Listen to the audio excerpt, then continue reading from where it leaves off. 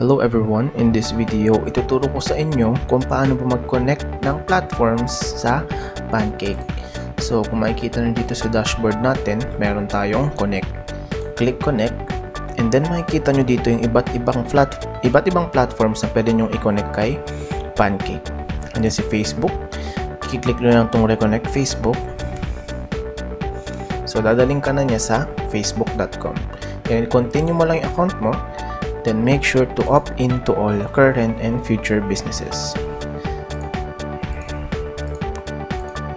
Ayan, and then save. Ayan, nakakonect na si Facebook sa ating Pancake. Para sa Instagram naman, same lang din. Pwedeng login via Facebook or login directly with Instagram. For TikTok, click mo lang tong connect with TikTok at ilalogin mo yung iyong TikTok account. Kapag meron ka namang WhatsApp, i-connect mo lang sa WhatsApp API. Pag Telegram, scan mo tong QR code na to. Kapag Shopee, connect with Shopee. Kapag Line, ilagin mo lang ang iyong Line account. Kapag Google naman, ilagay mo lang iyong connection name, display name at iyong logo. Then, connect with Google account. Kapag Chat plugin naman, ito yung i-connect natin si Pancake sa inyong website.